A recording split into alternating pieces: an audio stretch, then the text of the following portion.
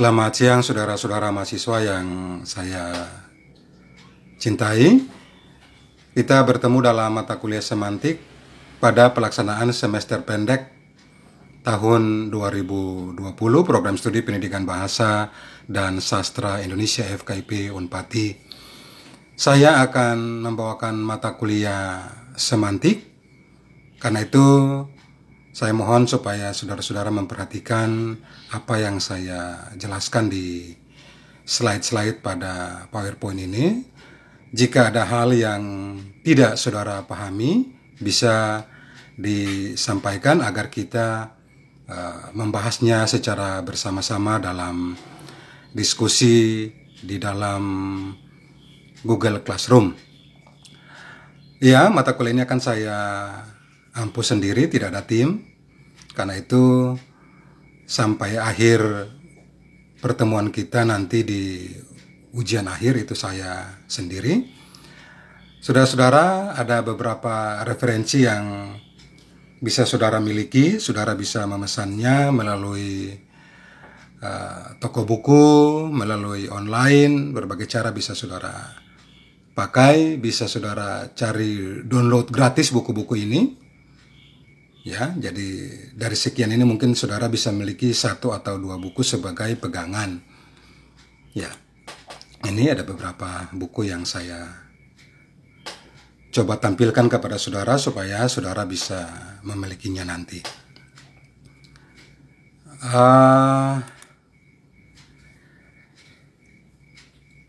Kita masuk kepada pengertian semantik secara etimologi. Semantik itu berasal dari bahasa Yunani, ya. Dalam bahasa Yunani itu disebut semainen, ya. Itu dalam bahasa Yunani. Artinya bermakna. Kata semainen ini artinya bermakna. Nah, kata semainen ini berasal dari kata benda sema yang berarti tanda atau lambang, dan menjadi kata kerja semaino yang artinya menandai atau memaknai. Ya, jadi ini secara etimologi kata semantik ini memang berasal dari bahasa Yunani. Oke. Nah, di sini ada beberapa pendapat yang disampaikan oleh beberapa ahli di sini tentang semantik. Kalau coba kita lihat misalnya pendapatnya Mulyana atau Mulyono, ini Mulyana, Pak Mulyana, dia mengatakan bahwa semantik adalah cabang linguistik yang tugasnya semata-mata meneliti makna. Ya. Kalau Verhaar, Palmer, Aminuddin mengatakan bahwa semantik adalah studi tentang makna. Jadi semua pendapat ahli ini berbicara tentang, ya, mengatakan bahwa semantik itu berkaitan erat dengan makna, ya. Sekalipun formulasi kalimatnya beda-beda dari sudut pandang yang berbeda, tetapi intinya mereka sepakat bahwa semantik itu berkaitan erat dengan makna, atau semantik itu ilmu makna. Ya, berbicara tentang makna.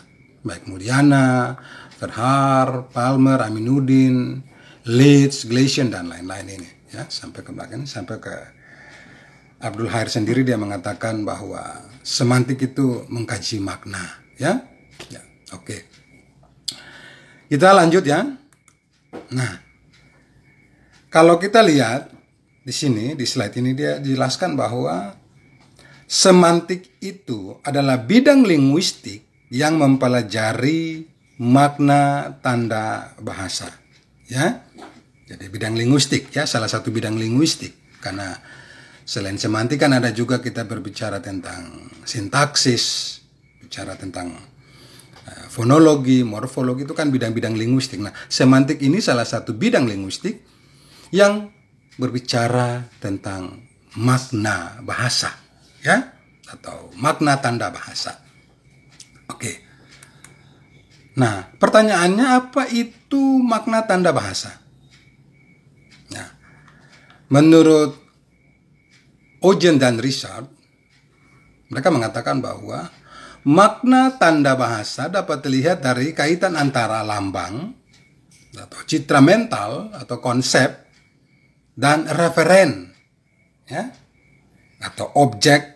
Jadi antara lambang, sesuatu yang ada di dalam konsep itu, kemudian dengan objeknya, ya, yang kita kenal dengan teori segitiga makna. Nah, ini saya jelaskan. Menurut Oce dan Richard bahwa sebuah kata itu selalu terkait dengan segitiga makna ini.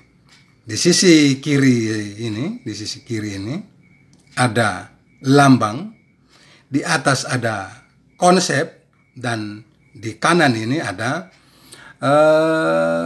objek atau referennya.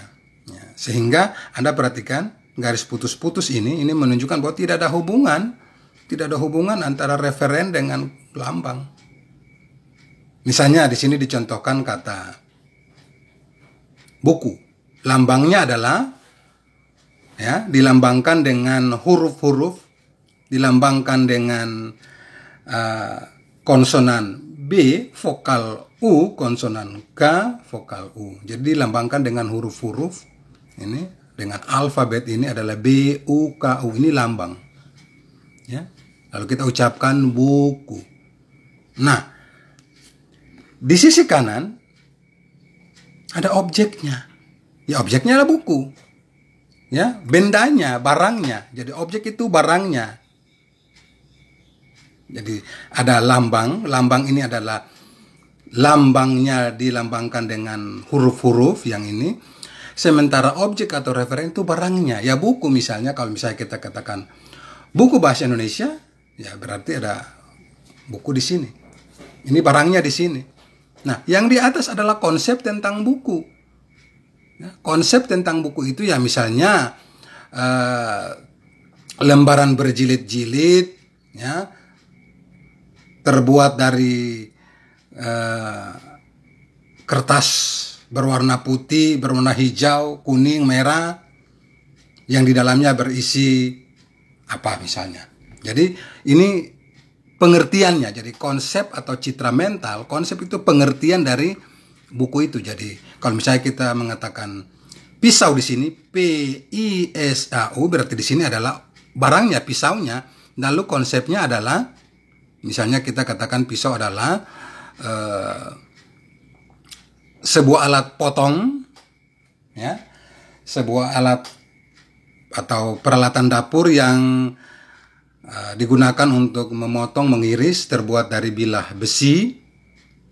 Salah satu bagiannya tajam dan pegangannya terbuat dari kayu atau plastik atau apa begitu. Jadi ini konsepnya, pengertiannya di sini. Jadi selalu ada hubungan antara lambang, ini bukan hubungan secara langsung ya, bahwa di dalam sebuah kata itu tiga hal ini selalu terkait. Tetapi mengapa di sini garis putus-putus? Tidak ada hubungan antara kata buku dengan objeknya. Misalnya orang Inggris bukan mengatakan buku tapi book. Orang Indonesia yang mengatakan buku. Jadi tidak ada hubungan langsung di sini. Misalnya orang Indonesia mengatakan meja, M-E-J-A, lalu di sini ada barangnya meja, tidak ada hubungan. Karena orang Inggris tidak mengatakan M-E-J-A atau meja tapi table. Jadi tidak ada hubungan ini.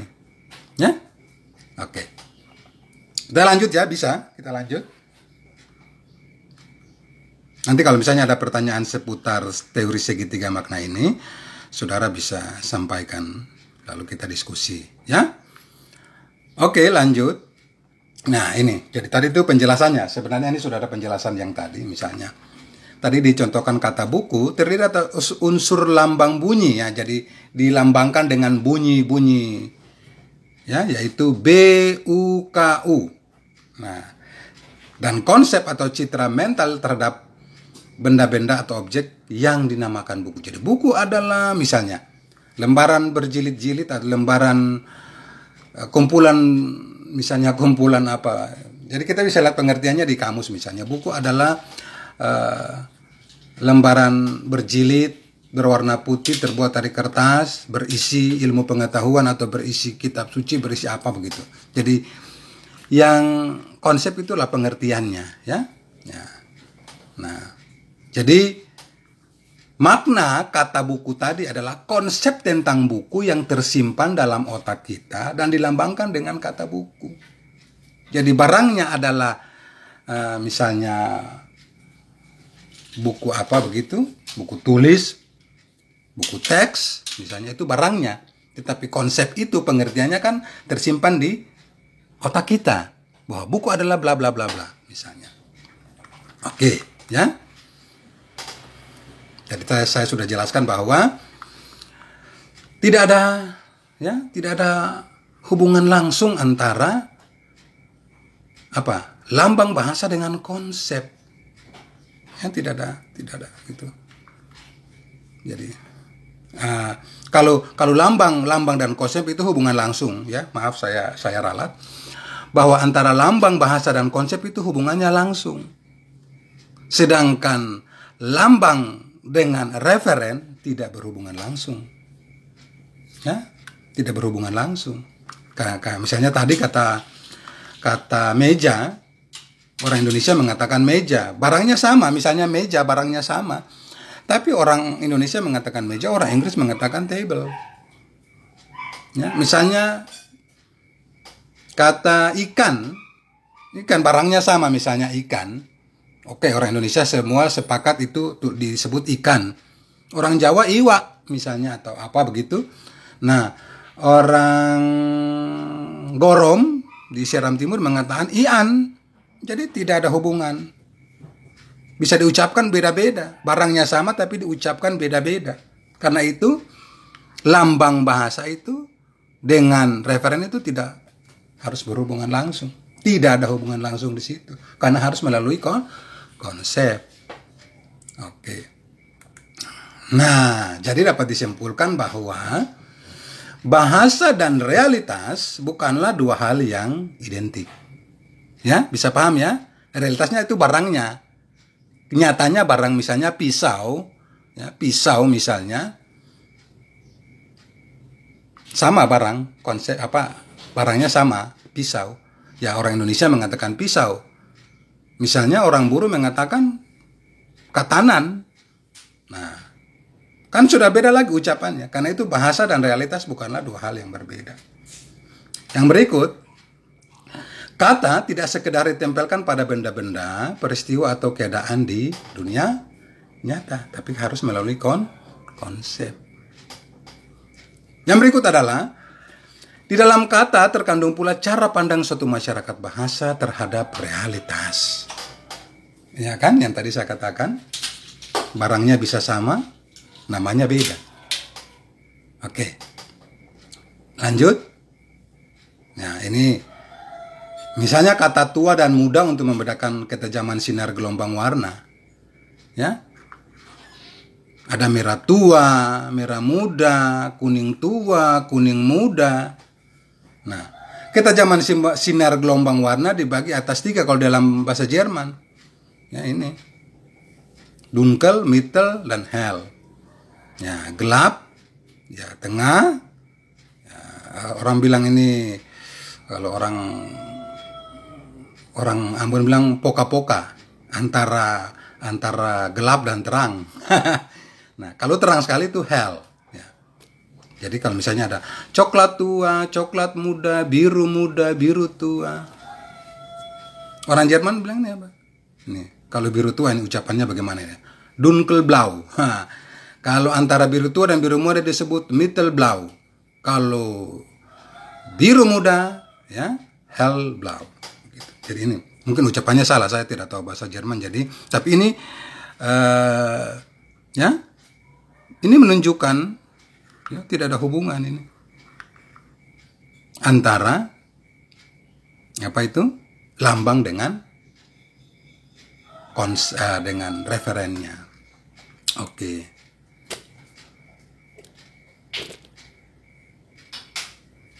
Ya, jadi perbandingan kosakata warna dalam bahasa Indonesia dan bahasa Jerman memperlihatkan bahwa unsur luar bahasa yang sama yaitu warna diklasifikasikan berbeda dalam dua masyarakat yang berbeda. Masyarakat Indonesia dan masyarakat Jerman. Padahal warna itu kan unsur luar bahasa itu kan sama, barangnya yang sama. Tetapi cara pandang orang itu beda karena terkait dengan ya budayanya, dengan budaya mereka, cara pandang mereka tentang suatu hal. Oke. Anda bisa memberikan contoh yang lain selain misalnya tentang warna. Tadi sudah banyak tentang kata benda, tentang kata sifat misalnya, tentang hal-hal yang lain banyak sekali. Sehingga kita memiliki perbedaan-perbedaan dengan orang lain. Ya, jangankan antar bangsa, antar suku di Indonesia saja sudah beda. Seperti tadi misalnya orang Jawa mengatakan ikan itu iwa, ya, orang Goro mengatakan ian, ya.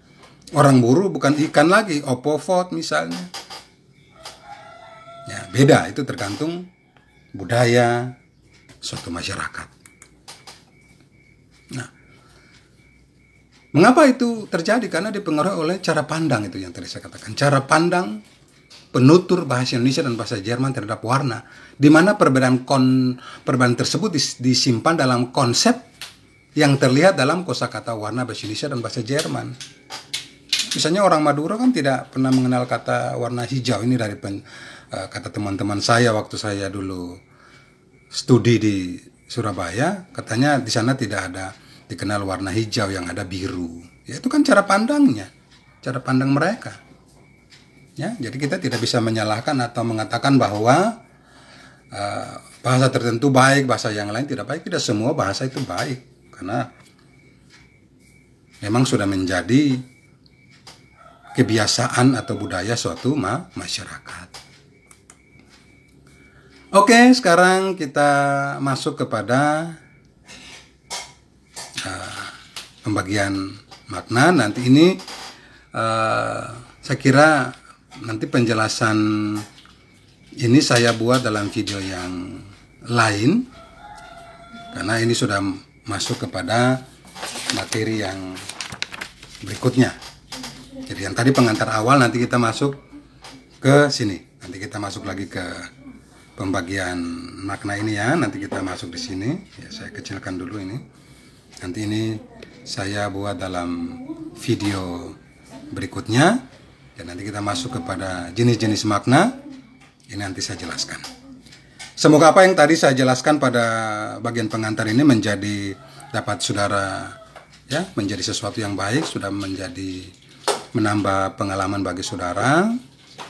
Kalau ada yang tidak jelas, saudara bisa bertanya supaya kita diskusi dalam pertemuan di Google Classroom ataupun dalam grup-grup yang lain.